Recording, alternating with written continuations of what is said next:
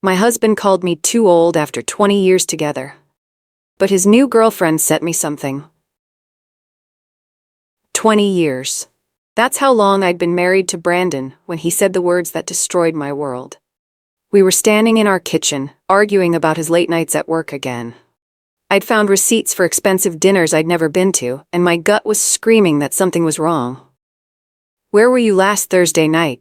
I asked, holding up a receipt for 2 meals at the fanciest restaurant in town. "You told me you were working late." Brandon's face turned red. He grabbed the receipt from my hands and crumpled it up. "You're being paranoid, Brooke. I was entertaining a client."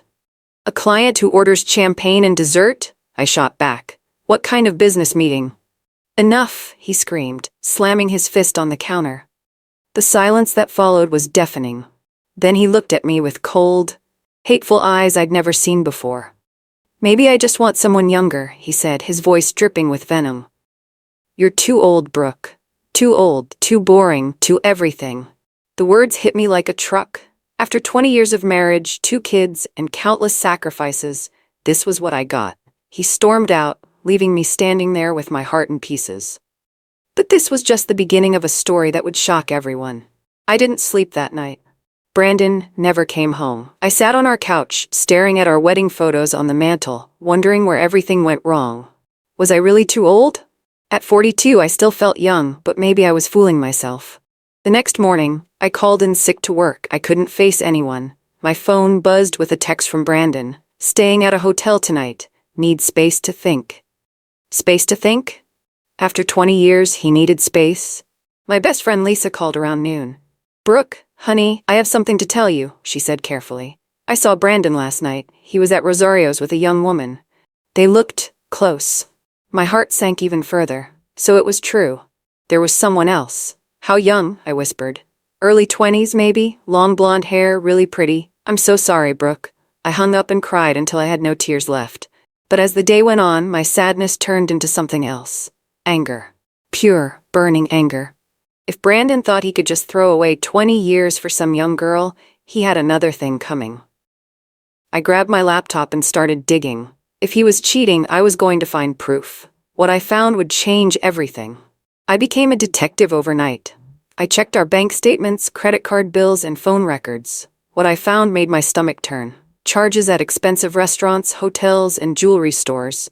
Gifts I'd never received. But the worst part? It had been going on for months, maybe even longer. I created a secret folder on my computer and started saving everything. Screenshots of charges, printed receipts, call logs showing hundreds of texts to a number I didn't recognize. Brandon came home 3 days later, acting like nothing had happened. "Hey babe," he said casually, like he hadn't just destroyed our marriage. "Sorry about the other night? Work stress, you know?" I stared at him in disbelief. "Work stress? You told me I was too old." "I didn't mean it," he said, not even looking at me. "Let's just move on." Move on? Like it was that simple? That night while he slept, I went through his phone. I know it was wrong, but I needed answers. What I found was worse than I imagined. Hundreds of messages to someone named Chloe. The messages were disgusting. Love notes, plans to meet up, and worst of all, him complaining about me. "She's getting suspicious," one message read. "We need to be more careful." Another said, "Can't wait to be free from this old life." But it was the last message that made my blood run cold. "Soon, baby. Just need to figure out the divorce." He was planning to leave me, and he was calling our 20-year marriage his old life. I couldn't sleep, so I decided to investigate this Chloe person. It didn't take long to find her on Instagram. Chloe Matthews, 23 years old, worked at a marketing company downtown.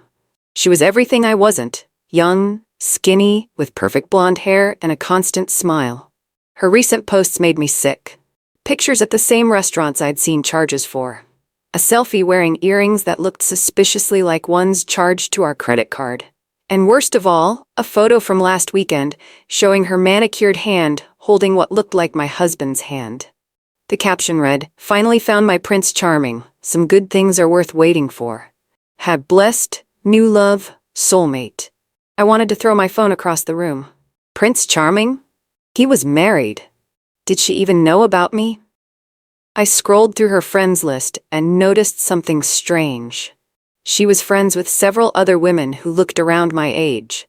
Women who were posting cryptic messages about learning the truth and never trusting again. One post from a woman named Emily caught my attention. When you find out the man you've been dating for 6 months is married, and you're not even his only side piece, ladies, we need to stick together. My heart stopped. Side piece? As in, there were others?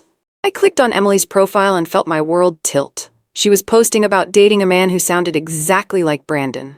Same job, same car, same lies. How many women was my husband seeing? I was still staring at Emily's profile when my phone buzzed with a message request on Instagram. The sender's name made my heart race. Chloe Matthews. My hands shook as I opened it. What could she possibly want to say to me? Hi, Brooke. I know this is weird, but we need to talk. It's about Brandon. Please don't block me. This is important. I stared at the message for 10 minutes. Part of me wanted to ignore it, but my curiosity won. I typed back, "What could you possibly have to say to me?" Her response came immediately.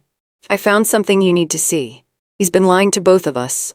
Can we meet? I promise this isn't what you think." What I thought? What I thought was that she was a homewrecker who stole my husband, but something in her message seemed genuine. Desperate, even. "What did you find?" I typed. "I can't explain over text. It's too big, but Brooke, I think we're both victims here. Will you meet me tomorrow? Coffee shop on Main Street, 2 p.m.? I sat there for 20 minutes, going back and forth. Was this a trap? Was she going to gloat? Or was she really trying to help? Finally, I typed, "Fine, but this better be good."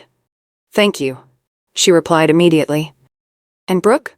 Bring a lawyer if you can. You're gonna need one." A lawyer?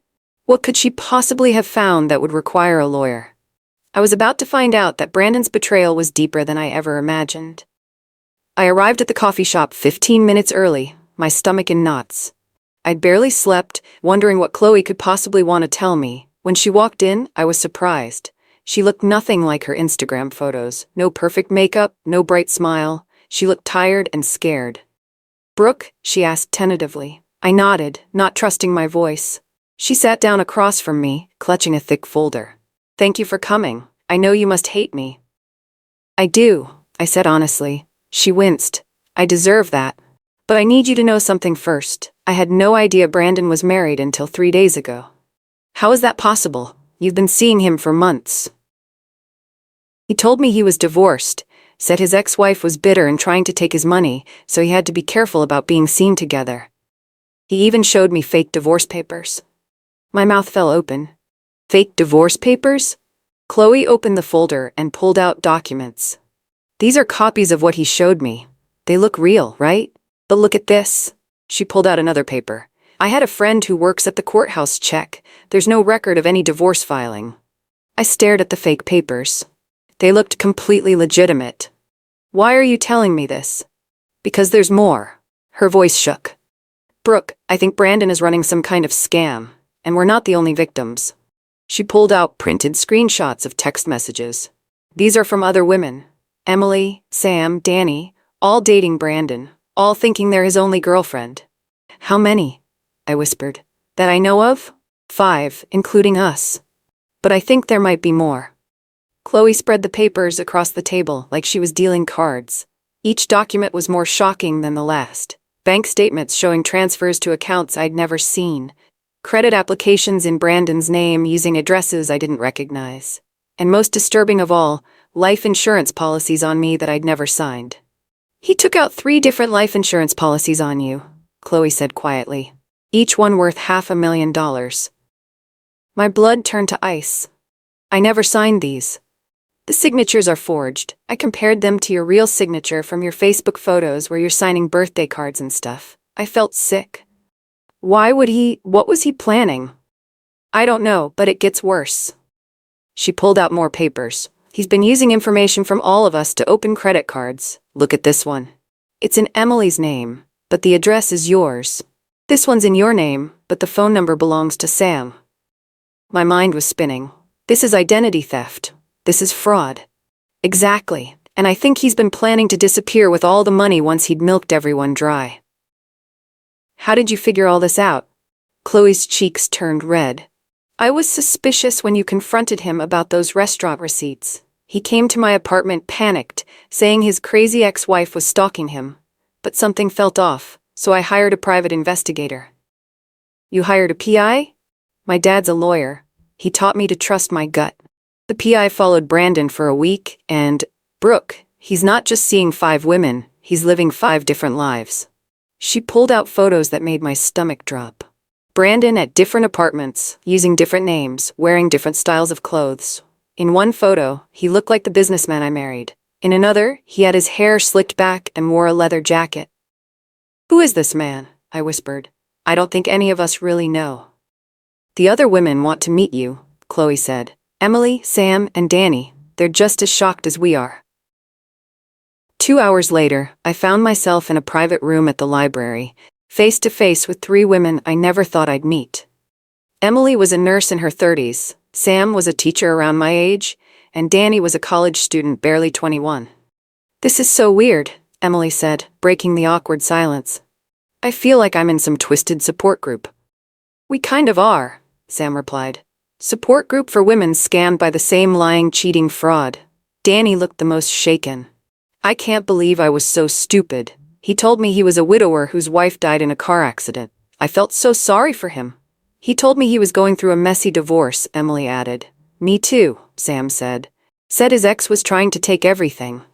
I looked around the room. He told Chloe the same thing. We're all supposedly the same bitter ex-wife. We spent the next hour comparing stories. The lies were elaborate and detailed. Brandon had created entire fictional backgrounds for each relationship. Different jobs, different families, even different personalities. With me, he was this sensitive artist type, Danny said, always talking about poetry and his dreams of writing a novel. Artist? Emily laughed bitterly. He told me he was a former Marine who now worked in security. Very tough, protective type. He's supposedly a financial advisor with me, I said. Has been for 20 years. Chloe shook her head. Marketing executive for me. Said he specialized in luxury brands. The lies were so detailed, so convincing. But now that we were all together, sharing our stories, a bigger picture was forming.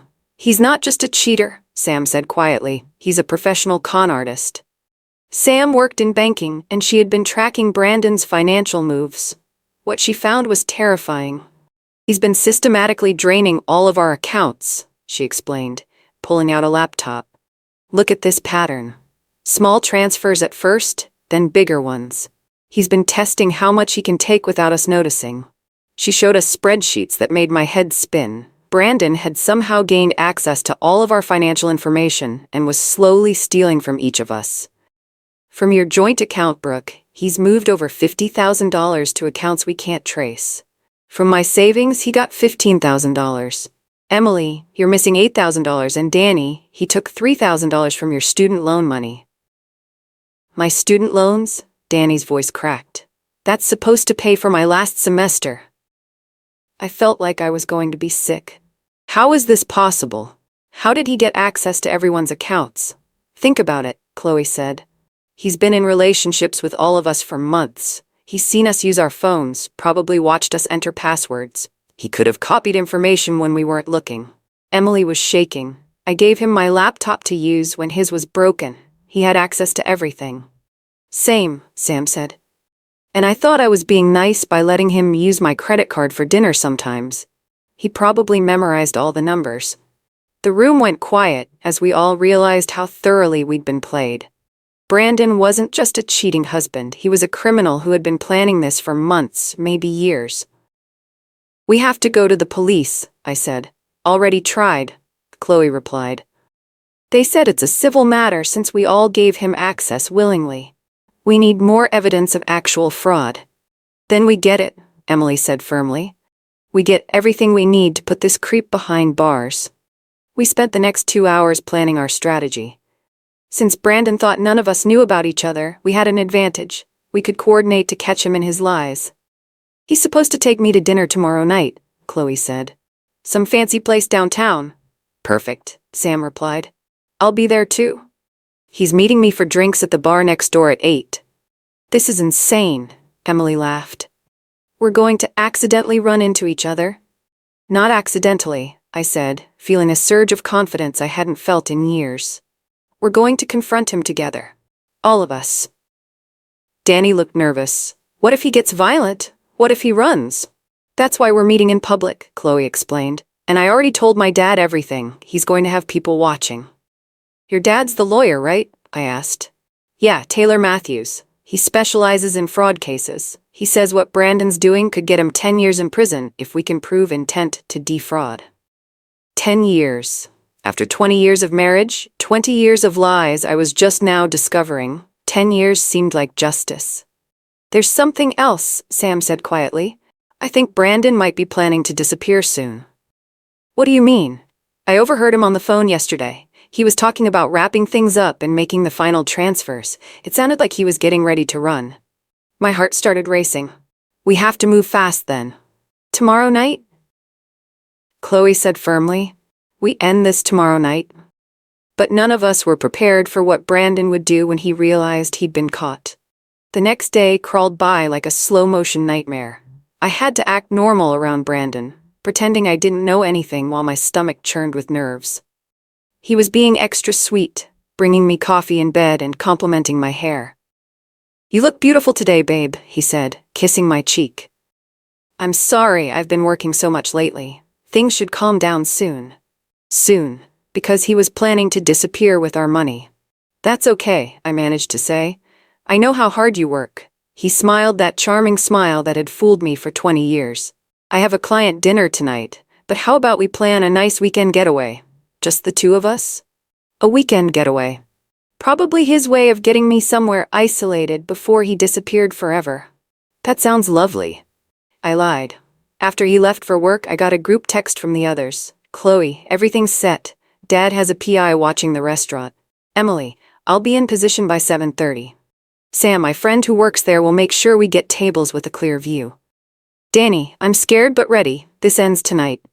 I spent the afternoon at Taylor's law office, going over our evidence one more time. Taylor was a sharp-looking man in his 50s who reminded me of my own father.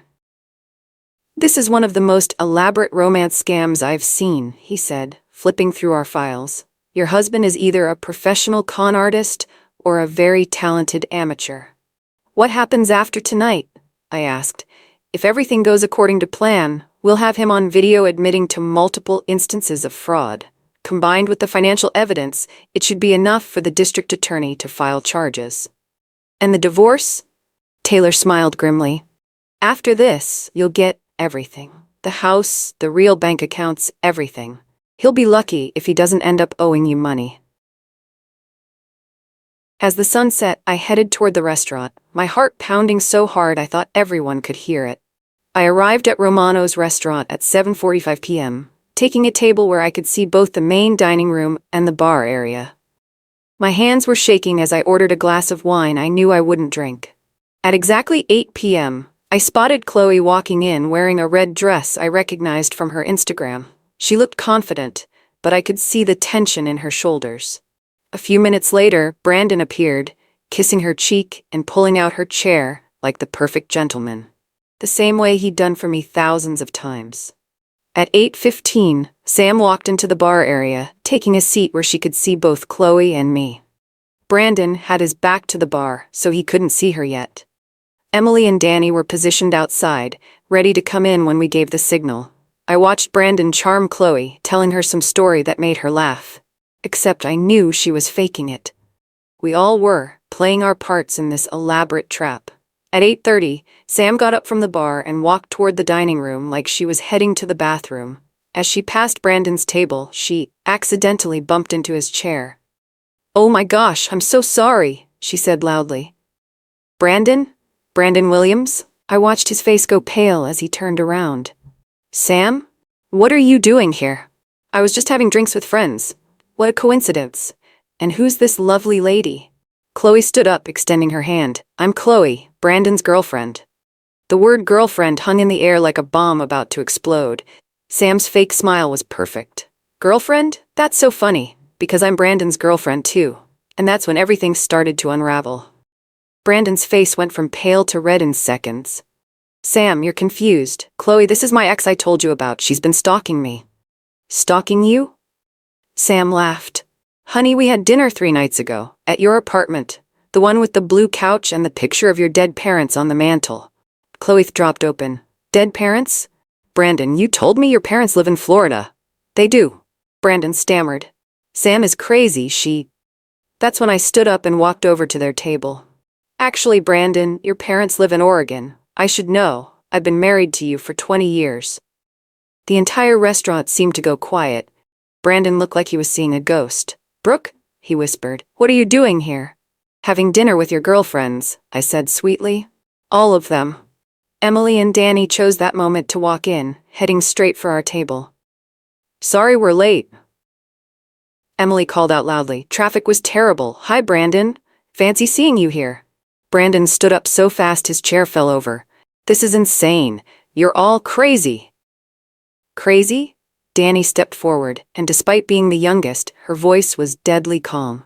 Crazy is lying to 5 different women about who you are. Crazy is stealing our money while pretending to love us. The restaurant manager approached our table. Is there a problem here? Yes, Chloe said, pulling out her phone. This man is a fraud, and we have proof. Brandon's eyes darted toward the exit, but Taylor appeared in the doorway, blocking his path. Going somewhere, Brandon? Taylor asked. Or should I call you Marcus, or David, or whatever name you're using these days? That's when Brandon realized he was trapped. Sit down, Brandon, Taylor said calmly. We need to talk. Brandon looked around the restaurant wildly, like a cornered animal. The other diners were staring now, phones out, recording what was clearly about to become the most dramatic dinner show they'd ever seen. I don't know what kind of setup this is, Brandon said, his voice shaking, but I'm leaving. Actually, you're not, Sam said, showing him her phone. I've been recording this whole conversation, and so has everyone else. Brandon's face crumpled. For the first time in 20 years, I saw him look genuinely defeated. Fine, he said, slumping back into his chair. What do you want? The truth, I said. For once in your pathetic life, tell us the truth. Brandon looked around the table at all 5 of us, then laughed bitterly. You want the truth? The truth is that you're all incredibly naive. Do you know how easy it was to fool all of you? Chloe gasped. So you admit it? You admit you lied to us? Of course I lied. That's what I do. That's what I'm good at. Brandon's mask was completely off now. You think you're the first? You think this is my first time running this kind of operation? Operation? Emily repeated. I've been doing this for 15 years. Different cities, different names, different stories. The grieving widower, the struggling artist, the successful businessman, the war veteran, whatever works on whatever type of woman I'm targeting. My blood turned to ice. 15 years? How long have you been lying to me? Brandon looked at me with cold eyes. From day one, sweetheart, our entire marriage has been a lie. The words hit me like a physical blow. 20 years. 20 years of my life, completely fake. Why? Danny whispered. Why do this to people? Brandon shrugged. Money. It's always about money. Money, I said. You have a good job. We have a nice house. Had. Brandon corrected. I lost my job 2 years ago, been faking going to work every day while I drained our accounts and set up this whole network. The room started spinning. 2 years? You've been unemployed for 2 years? Turns out embezzling from your employer gets you fired, he said with a sick smile. Who knew? Taylor leaned forward. So you've been supporting yourself by stealing from these women? Supporting myself. Paying off debts, funding my lifestyle. Do you think those fancy dinners and expensive gifts paid for themselves? Chloe looked sick. The necklace you gave me for my birthday. Bought with Emily's credit card, Brandon said casually. The weekend trip to Napa? Sam asked. Paid for with Brooke's savings account. I felt like I was going to throw up. The life insurance policies you took out on me. Brandon's smile turned sinister. Insurance in case things got complicated. The temperature in the room seemed to drop 10 degrees. Everyone stared at him in horror. What does that mean? Taylor asked quietly. It means, Brandon said, leaning back in his chair like he was enjoying himself, that I always have backup plans. Always. That's when I realized just how dangerous this man really was. The man I'd been married to for 20 years, the man I'd shared a bed with, was capable of things I'd never imagined. You're insane, Emily whispered. I'm practical, Brandon replied. And if you think this little intervention is going to stop me, you're wrong. I'll disappear tonight, and you'll never see me again. Good luck proving any of this in court. But Brandon had made one critical mistake. He'd underestimated us.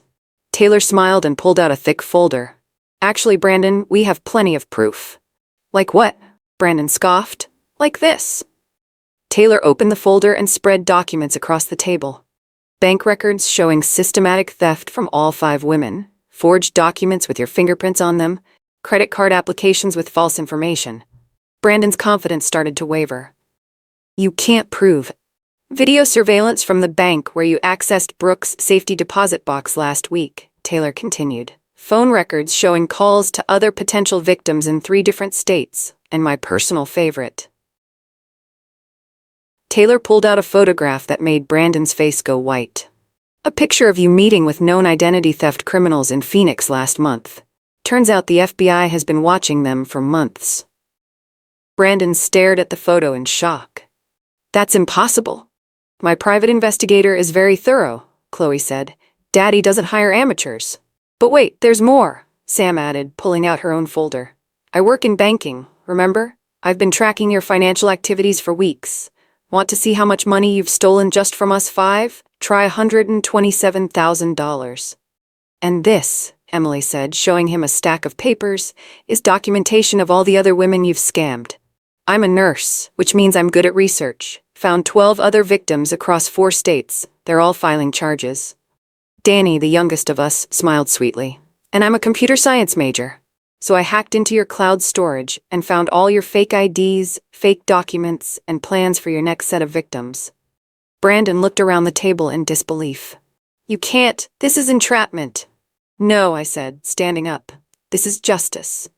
At that moment, 2 police officers walked into the restaurant and headed straight for our table. Brandon Williams, one of them said. You're under arrest for multiple counts of fraud, identity theft, and conspiracy. As they handcuffed him, Brandon looked at me with pure hatred. This isn't over, Brooke. But as I watched them lead him away, I knew it was. The next morning, I woke up in my own bed for the first time in weeks, without feeling sick to my stomach. Brandon was in jail, charged with so many crimes that Taylor said he might never get out. My phone was buzzing constantly with calls from reporters who'd heard about the case. Apparently, someone at the restaurant had live-streamed the whole confrontation, and it had gone viral overnight. Wife and 4 girlfriends team up to take down cheating scammer. Read the headline on the local news website. The doorbell rang around 10 a.m. I opened it to find a young woman with a press badge and a camera crew. Hi, I'm Kendall from Channel 7 News. Could we speak with you about your husband's arrest? I was about to say no when my phone rang. It was Chloe. Brooke, are you watching the news? There's a reporter at my door right now. Don't talk to her yet. Meet us at my dad's office in an hour. We need to coordinate our story. An hour later, I sat in Taylor's conference room with the other women, watching news coverage of our case. The story was everywhere. National news, social media, even international outlets were picking it up. This is bigger than we thought, Taylor said. The FBI contacted me this morning. They want to use your case to investigate a larger network of romance scammers. Larger network? Sam asked. Brandon wasn't working alone. They think he's part of an organized ring that's been operating across multiple states. Emily shook her head. How did we all get so lucky to find each other? We weren't lucky, Danny said quietly. We were smart. We could have just stayed victims, but we chose to fight back. Taylor pulled out a contract. Speaking of fighting back, Channel 7 wants to do a full documentary about your case. They're offering significant compensation. How significant? Chloe asked. Enough to cover all the money Brandon stole, plus damages for emotional distress. For the first time in weeks, I started to see a light at the end of the tunnel. The interview with Kendall from Channel 7 was scheduled for the next day, but first we had to get through Brandon's arraignment.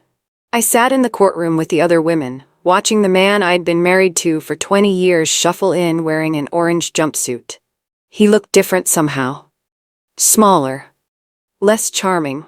Like a deflated balloon. The judge read the charges. 15 counts of fraud, 12 counts of identity theft, 8 counts of forgery, conspiracy to commit fraud, and violation of federal wire fraud statutes. Brandon's public defender tried to argue for bail, but the prosecutor had done her homework. Your Honor, Mr. Williams is a flight risk. He has false identification documents, access to stolen funds, and contacts in multiple states. He's also facing similar charges in Arizona, Nevada, and Oregon. Bail denied, the judge said firmly. The defendant will remain in custody pending trial. As they led Brandon away, he turned and looked directly at me. But instead of hatred, I saw something else in his eyes. Defeat. Outside the courthouse, we were swarmed by reporters. "How does it feel to know your entire marriage was a lie?" one shouted. "What made you decide to work together instead of against each other?" called another. Kendall stepped forward with her microphone. "Ladies, Channel 7 would like to offer you an exclusive interview to tell your story in your own words. Would you be interested?" I looked at the other women. We'd been through hell together, but we'd come out stronger. "Yes," I said firmly. "It's time the world heard what really happened." The interview was scheduled for the following evening, but none of us were prepared for what would happen next. The Channel 7 interview was just the beginning. Within 48 hours of it airing, we were contacted by 3 different production companies wanting to make documentaries about our case. "This is unbelievable," Chloe said as we sat in Taylor's office, looking at contracts. "Netflix wants to make a limited series about us. And HBO wants to do a feature-length documentary," Emily added. "Don't forget the book deal," Sam said, waving another contract. 3 publishers want us to write a book about the experience." I felt overwhelmed.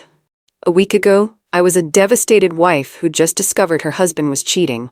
Now I was potentially going to be on Netflix. "What do you think, Brooke?" Danny asked. "You were married to him the longest. This affects you the most."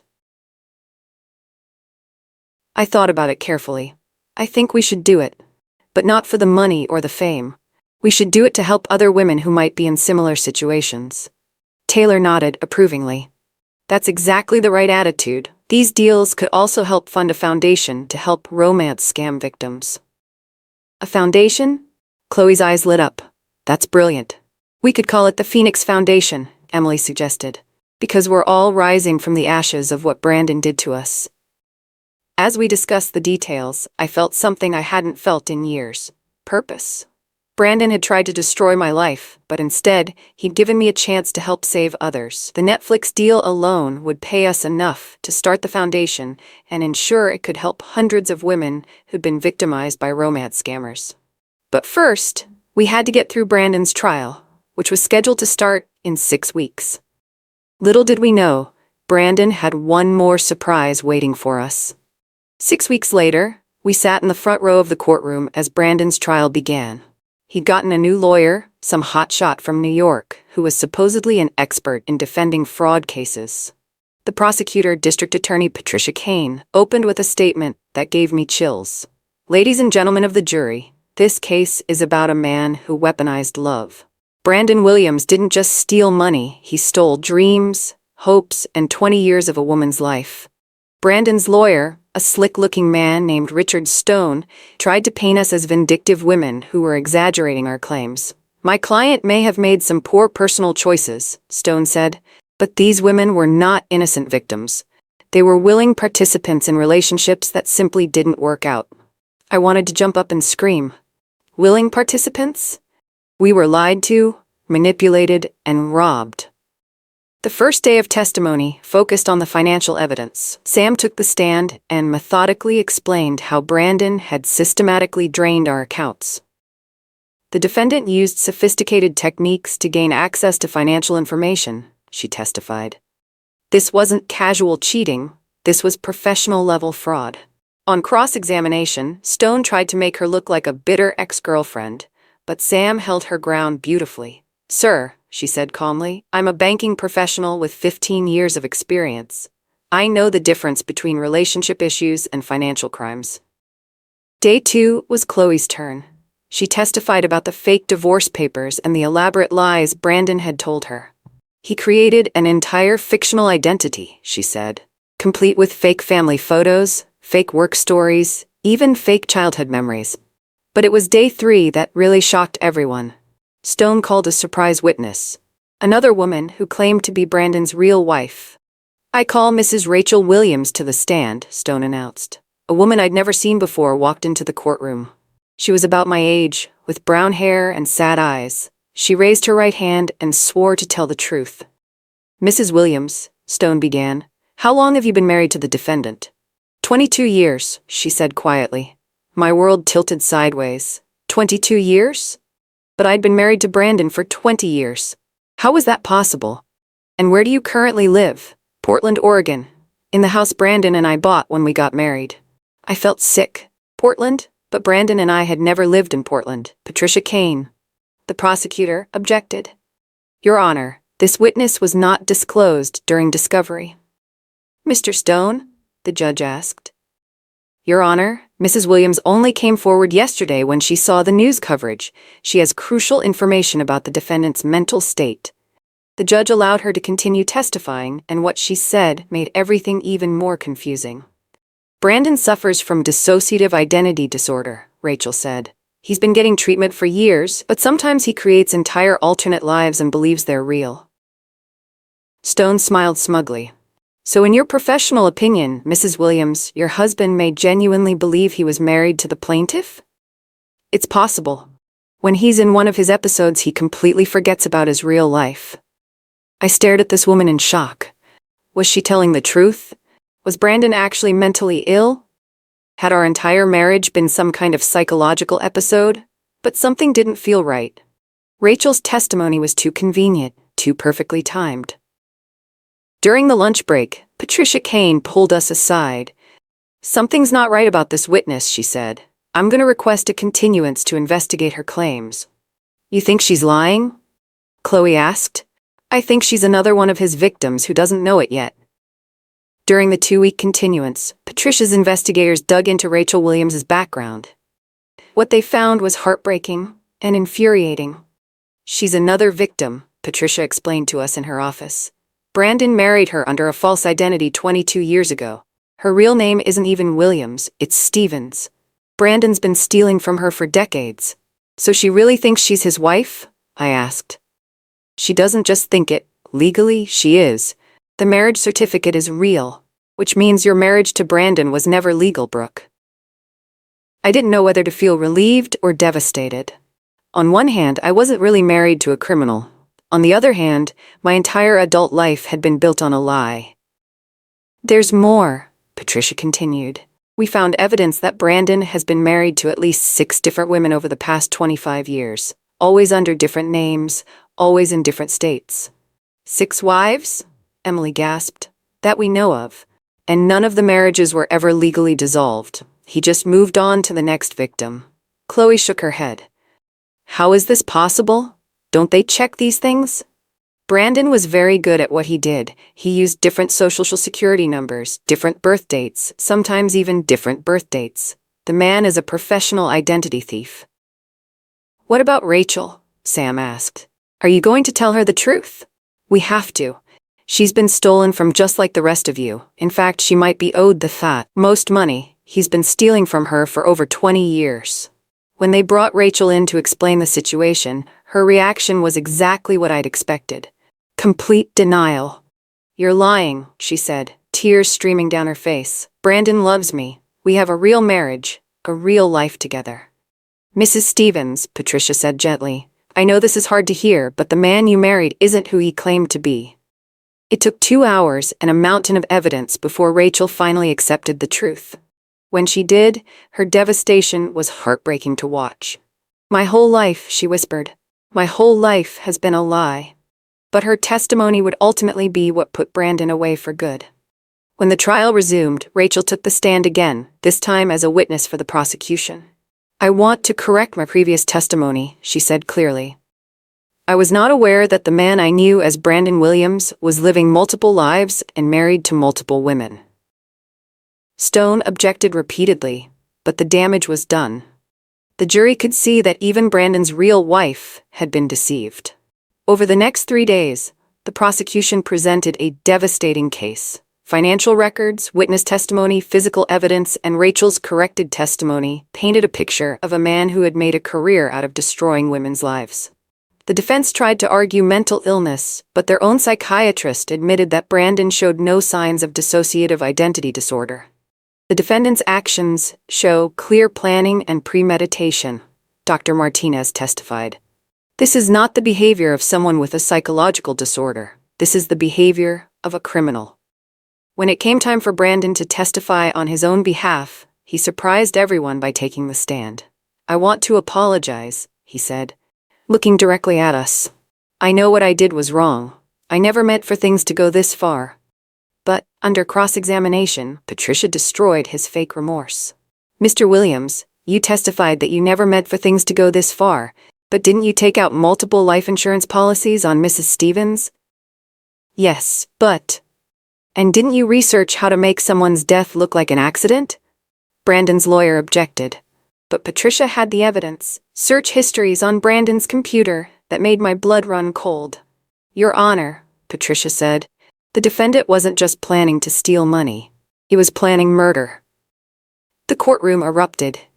Even Brandon's lawyer looked shocked. On the final day of the trial, it took the jury only 2 hours to reach a verdict, guilty on all counts.